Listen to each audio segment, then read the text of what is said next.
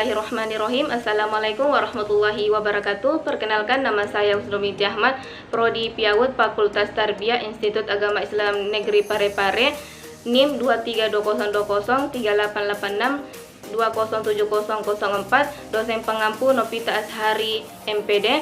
Adapun judul materi saya kemarin, kelainan berbicara dan berbahasa. Adapun media yang saya buat adalah papan bahasa. Baik, saya akan menjelaskan media yang saya buat, bagaimana cara memainkan papan bahasa dan usia berapa yang bisa memainkan papan bahasa, dan manfaat papan bahasa dan tujuan papan bahasa. Cara menggunakan media papan bahasa ini sangat mudah.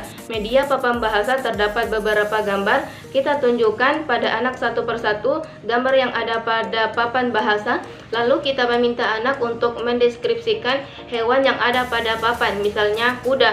Kuda warnanya apa, ada berapa kakinya, apa makanannya. Setelah anak mendeskripsikan gambar, lalu anak diminta untuk eja nama hewan yang ada di papan bahasa. Misalnya ku, da, kuda.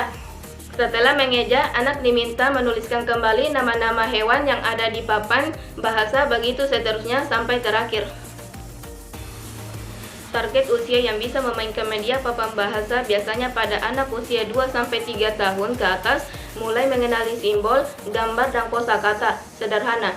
Papan bahasa yang berisi gambar atau simbol sederhana dapat membantu mereka mulai memahami cara berkomunikasi. Manfaat media papan bahasa: 1. Meningkatkan pemahaman bahasa. Papan bahasa membantu anak memahami kosakata baru melalui simbol, gambar, atau tulisan yang terstruktur. Ini membuat proses belajar bahasa menjadi lebih visual dan konkret. 2. Melatih komunikasi. Anak dapat menggunakan papan bahasa untuk menyampaikan kebutuhan, perasaan, atau ide. Ini memberikan alternatif komunikasi ketika anak mengalami kesulitan verbal. 3. Mendorong perkembangan kognitif. Dengan mengenal simbol dan asosiasi kata, anak dapat membangun pemahaman lebih baik terhadap bahasa dan pola komunikasi. 4. Meningkatkan fokus dan konsentrasi. Aktivitas dengan media papan bahasa melibatkan fokus visual dan perhatian terhadap simbol atau kata, sehingga dapat melatih konsentrasi anak. 5. Menyediakan lingkungan belajar yang interaktif. Penggunaan papan bahasa dapat dibuat lebih menyenangkan melalui permainan bahasa dan interaksi langsung dengan guru atau teman.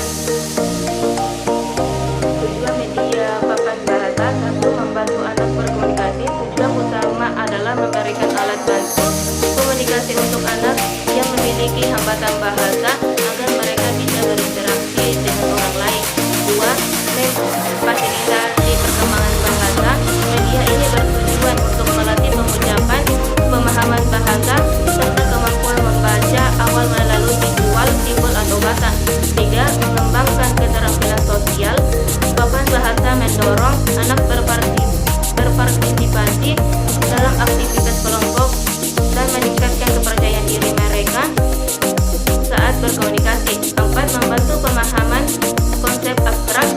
Untuk anak yang mengalami gangguan bahasa, papan bahasa membantu memvisualisasikan konsep abstrak menjadi lebih mudah dipahami. 5. Memaksimalkan potensi anak. Media ini membantu memaksimalkan kemampuan berbahasa anak sesuai dengan kebutuhan dan kondisi mereka, sehingga bisa mencapai